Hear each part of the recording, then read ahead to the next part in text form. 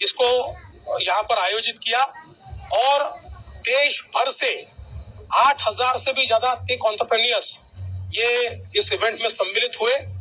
महाराष्ट्र सरकार ने इसमें कुछ महत्वपूर्ण अनाउंसमेंट की है। सबसे पहली अनाउंसमेंट हमारी ये है कि मेटा के साथ हमने एक एमओयू किया है, जिसके माध्यम से हम व्हाट्सएप गवर्नेंस शुरू कर रहे हैं और महाराष्ट्र के लोगों को व्हाट्सएप के माध्यम से 500 सर्विसेज हम लोग अवेल करके देंगे।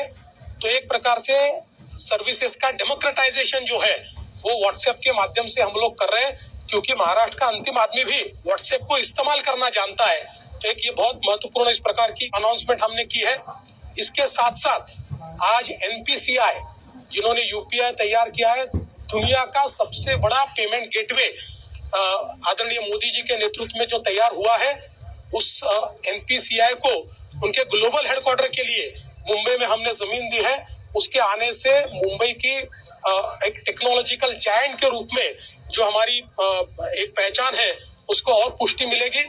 इसके साथ साथ एक हमने एंटरप्रेन्योर्स म्यूजियम भी यहाँ पर अनाउंस किया है, क्योंकि हम सब लोग जानते हैं कि एंटरप्रेन्योरशिप के लिए मुंबई ये एक प्रकार से एक बहुत महत्वपूर्ण इस प्रकार का शहर है, क्योंकि देश के सारे बड़े बड़े एंटरप्रेन्योर जो है उनकी जो कथा है, उनकी जो स्टोरी है, दैट स्टार्टेड फ्रॉम मुंबई। तो उसको डिपिक्ट करने के लिए और एंटरप्रेन्योरशिप बढ़ाने के लिए हम लोगों ने इस म्यूजियम की रचना यहाँ पर की है।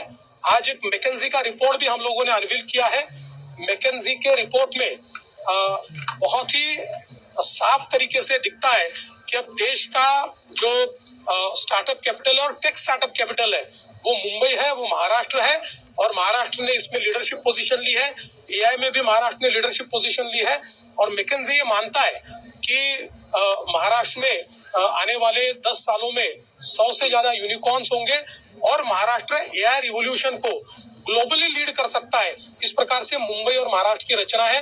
तो मुझे लगता है ये भी एक बहुत महत्वपूर्ण चीज हम लोगों ने आज की है।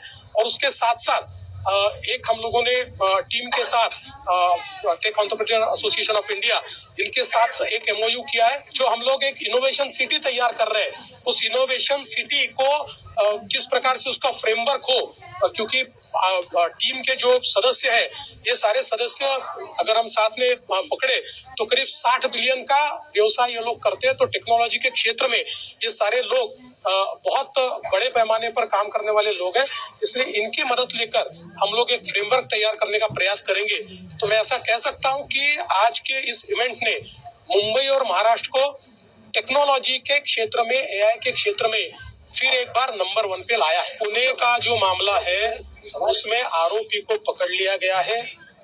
इस आरोपी की जांच की जाएगी, उसके माध्यम से इसकी जो सही स्टोरी है वो हमारे सामने निश्चित रूप से आएगी।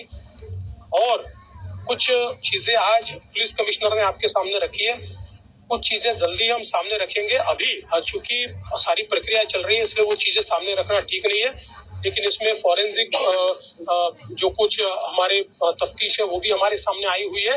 तो निश्चित रूप से इसकी सारी जानकारी आपको मिलेगी और इस प्रकार के डिपो में ऐसे मिसयूज न हो, इस दृष्टि से भी आगे में कार्रवाई की जाएगी। मंत्रियों के जो बयान है आपकी सराहना की है। देखिए, इस प्रकार की जब परिस्थिति होती है तो ये हमारी जिम्मेवारी है कि हम लोग आगे आए। और मैं आभार व्यक्त करता हूँ अमेरिकन काउंसिलेट का और हमारे जो काउंसिल जनरल यहाँ पर है उनका भी, कि उन्होंने इस परिस्थिति को समझते हुए